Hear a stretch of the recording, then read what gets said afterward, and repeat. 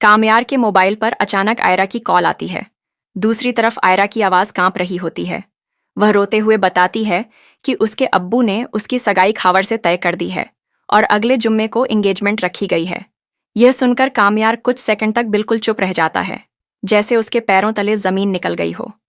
फिर वह खुद को संभालते हुए बस इतना कहता है, आयरा, मैं कुछ न कुछ जरूर करूंगा। कुछ देर बाद इश्तियाक कामयार से मिलता है और उसे साफ शब्दों में समझाता है कि अगर वह आयरा को अपनी जिंदगी में शामिल करना चाहता है तो अब घुमाने का वक्त नहीं है। सीधा रास्ता यही है कि जाकर आयरा के वालिद से बात की जाए। अगली सुबह कामयार एक मौलवी साहब को साथ लेकर आयरा के घर पहुंच जाता है। दरवाज़ा खुलते ही इरफान साहब की नज़र कामयार पर पड़ती है और उनका गुस्सा 7वें आसमान पर पहुंच जाता है। वह तैश में पूछते हैं, तुम यहाँ किस इजाज़त से आए हो? कामयार पूरे सुकून से जवाब देता है, मैं आयरा से निकाह का पैगाम लेकर आया हूं। यह सुनते ही इरफान साहब आपा खो बैठते हैं और कामयार को धक्का देकर घर से बाहर निकालने की कोशिश करते हैं। तभी आयरा सामने आ जाती है और पहली बार हिम्मत जुटाकर अपने दिल की बात कह देती है कि वह कामयार से मोहब्बत करती है। यह सुनकर इरफान साहब का गुस्सा और भड़क उठता है। हालात बिगड़ते देख कामयार बिना किसी बहस के वहां से लौट जाना ही बेहतर समझता है। लेकिन यह पूरी बात फारिया तक पहुंच जाती है कि कामयार ने आयरा से शादी का रिश्ता मांगा था।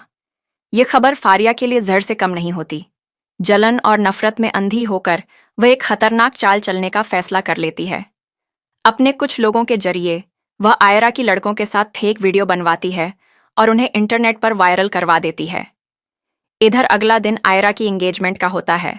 घर में रिश्तेदार और मेहमान जमा होते हैं। इसी बीच कामयार भी वहां पहुंच जाता है, जिसे देखकर इरफान साहब बेकाबू हो जाते हैं।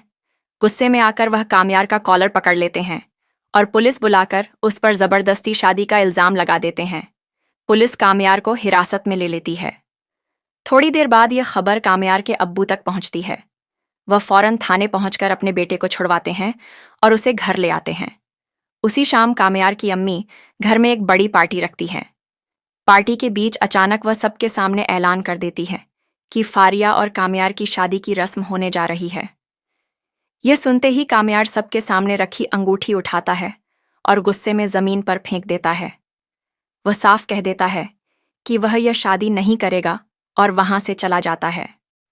इस घटना से फारिया की सबके सामने बेइज्जती हो जाती है और उसकी नफरत कई गुना बढ़ जाती है। बदले की आग में जलती हुई फारिया खावर को आयरा की वही झूठी वीडियो भेज देती है। उधर आयरा के निकाह का दिन आ जाता है। सारी तैयारियां पूरी होती हैं, लेकिन खावर अपनी फैमिली के साथ बारात लेकर नहीं आता। घर में अफरा तफरी मच जाती है। कुछ देर बाद खावर की अम्मी का फोन आता है। वह इरफान साहब को वीडियो भेजकर कहती हैं कि अच्छा हुआ वे बारात लेकर नहीं आए, वरना उनकी इज्जत मिट्टी में मिल जाती। वीडियो देखते ही इरफान साहब के होश उड़ जाते हैं। वह टूटे हुए लहजे में कहते हैं, अब मेरी बेटी से कौन शादी करेगा? उसी पल इश्तियाक आगे बढ़कर कहता है, कामयार करेगा। कामयार को तुरंत बुलाया जाता है। वह वीडियो देखकर साफ कह देता है कि यह सब झूठ है और वह सच्चाई जरूर सामने लाएगा। कामयार अपनी पूरी कोशिश से जांच करता है और ठोस सबूत इकट्ठा कर लेता है कि इस फेक वीडियो के पीछे फारिया का ही हाथ है। पुलिस को जानकारी दी जाती है और फारिया गिरफ्तार हो जाती है। उसके सारे मंसूबे वहीं धरे रह जाते हैं। सच सामने आने के बाद इरफान साहब को अपनी गलती का एहसास होता है। वह कामयार से माफ़ी मांगते हैं और कहते हैं कि उन्होंने उसे गलत समझा। कुछ दिनों बाद कामयार अपने अम्मी, अब्बू और दादी के साथ दोबारा आयरा का रिश्ता लेने आता है। इस बार इरफान साहब खुद खुशी खुशी हाँ कर देते हैं। घर में खुशियों का माहौल बन जाता है।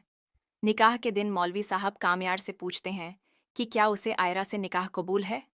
कामयार पूरे भरोसे के साथ कबूल है कहता है। फिर आयरा से पूछा जाता है और वह आंसू भरी आंखों और मुस्कुराते होंठों के साथ कबूल है कह देती है। कुछ समय बाद कामयार को खबर मिलती है कि फारिया मानसिक संतुलन खो चुकी है। वह उस अतीत को चुपचाप पीछे छोड़ देता है। दूसरी ओर फलक के घर बेटे की पैदाइश होती है और इरफान साहब अस्पताल जाकर इश्तियाक और फलक को मुबारकबाद देते हैं। अगर आप मेरी जिंदगी है तू के ऐसे ही और रिव्यू देखना चाहते हैं तो चैनल को लाइक, शेयर और सब्सक्राइब जरूर करें।